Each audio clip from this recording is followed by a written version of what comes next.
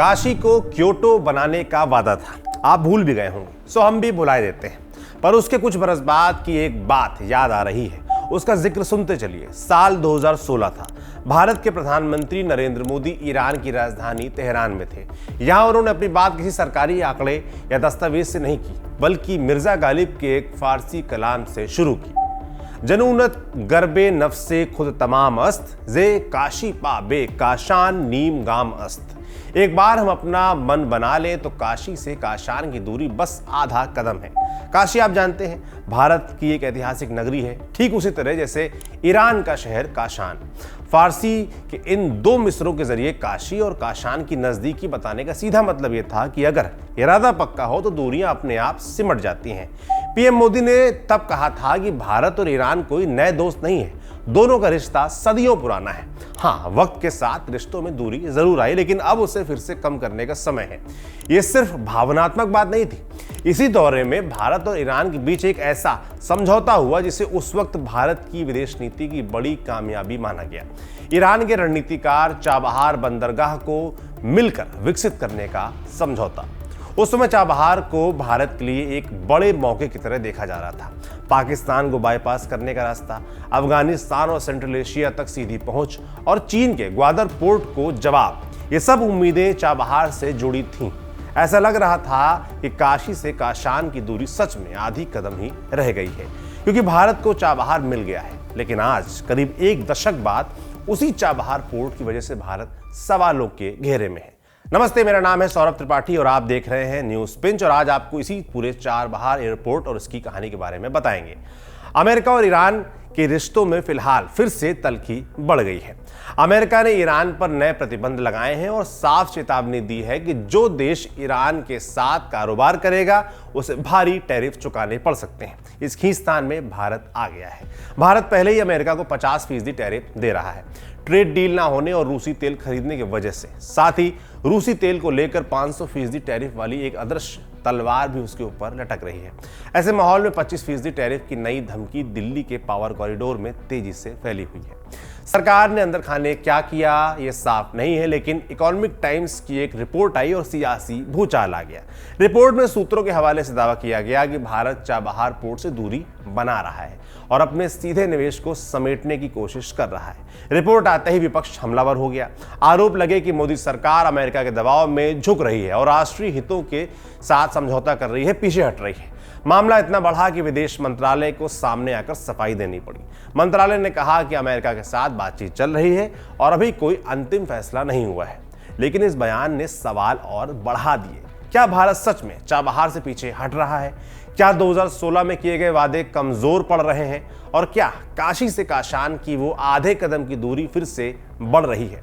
इन सवालों के जवाब पाने के लिए हमें चाबहार की कहानी को शुरुआत से समझना होगा।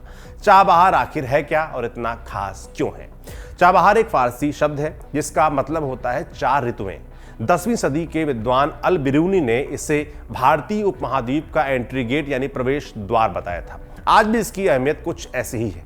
चाबहार ईरान के दक्षिण पूर्वी प्रांत सिस्तान बलूचिस्तान में स्थित एक गहरे पानी का बंदरगाह है, जो ओमान की खाड़ी के ठीक ऊपर अरब सागर के किनारे मौजूद है। ये ईरान का इकलौता ऐसा बंदरगाह है जिसे सीधे हिंद महासागर तक पहुंच हासिल है। ये हुर्मुज जल डमरू मध्य के पास है, जहां से दुनिया के तेल व्यापार का बड़ा हिस्सा गुजरता है। बंदरगाह इतना गहरा है कि यहां बड़े से बड़े मालवाहक जहाज भी आसानी से आ जा सकते हैं। भारत के लिहाज से देखें तो चाबहार वेस्टर्न घाट से काफी नजदीक है। मुंबई से इसकी दूरी करीब 1423 किलोमीटर है। गुजरात के कांडला पोर्ट से तो ये दूरी नई दिल्ली से मुंबई जितनी भी नहीं है। यही वजह है कि भारत इसे सिर्फ एक विदेशी बंदरगाह नहीं बल्कि अपनी रणनीतिक पहुंच का विस्तार मानता है। आज चाबहार को लेकर वैश्विक राजनीति गर्म है, लेकिन एक वक्त ऐसा भी था जब यह इलाका लगभग भुला दिया गया था। चाबहार के आसपास कभी एक पुराना बंदरगाह हुआ करता था, टिस। ये सासानी साम्राज्य के दौर से जुड़ा माना जाता है। यूनानी विद्वान टॉलमी ने इसे टेसा कहा। समय बदला, ताकतें बदली। 16वीं सदी में पुर्तगाली सेनाएं अफोंसो डी अल्बुकर्क के नेतृत्व में चाबहार और तिस तक पहुंच गए। 1621 तक वे यहाँ टिके रहे। बाद में अंग्रेज और फिर 17वीं सदी में दोबारा पुर्तगालियों ने इस इलाके में दिलचस्पी दिखाई, लेकिन इसके बावजूद चाबहार कभी भी किसी बड़े वैश्विक बंदरगाह के तौर पर उभर नहीं पाया। असल मायनों में चाबहार की कहानी आधुनिक दौर में शुरू होती है। 1970 में चाबहार को नगर पालिका का दर्जा मिला। ईरान के तत्कालीन शासक शाह मोहम्मद रजा पहलवी ने यहाँ एक बड़े बंदरगाह और नौसैनिक अड्डे का सपना देखा। योजना थी करीब $600 मिलियन की लागत से एक नौसैनिक बेस बनाने की। इस काम में अमेरिकी कंपनियों को बड़ी भूमिका दी जानी थी। अमेरिकी नौसेना के अधिकारियों ने भी ईरान से बातचीत की थी ताकि किसी आपात स्थिति में चाबहार से ऑपरेशन चलाने का विकल्प उनके पास रहे, लेकिन ये सपना ज्यादा दिन तक चल नहीं सका। 1977 आते आते शाह सरकार के पास पैसों की कमी आने लगी। तेल की कीमतों को लेकर ओपेक और पश्चिमी तेल कंपनियों के बीच खींचतान चल रही थी। इसी बीच 1979 में ईरान में इस्लामी क्रांति हो गई। शाह सत्ता से बेदखल हो गए। विदेशी कंपनियां ईरान छोड़कर चली गईं। चाबहार का काम एक बार फिर से ठप पड़ गया।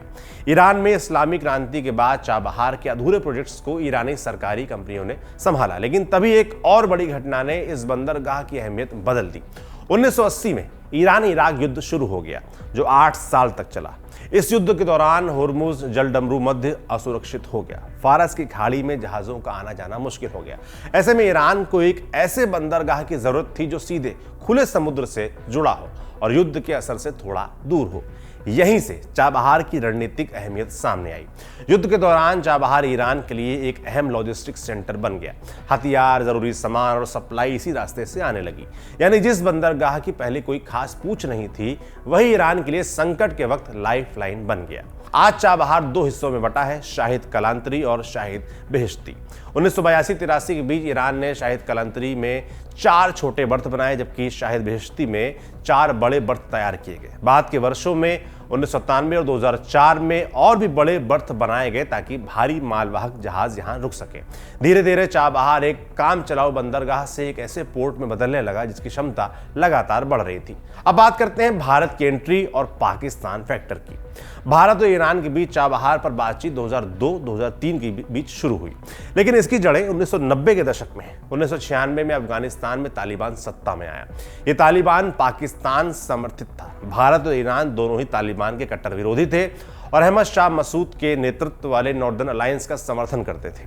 इसी दौर में भारत को यह एहसास हुआ कि अगर उसे अफगानिस्तान और सेंट्रल एशिया में अपनी मौजूदगी बनाए रखनी है तो पाकिस्तान पर निर्भरता खत्म करनी होगी, और इसका सबसे व्यवहारिक रास्ता ईरान के जरिए ही निकल सकता था।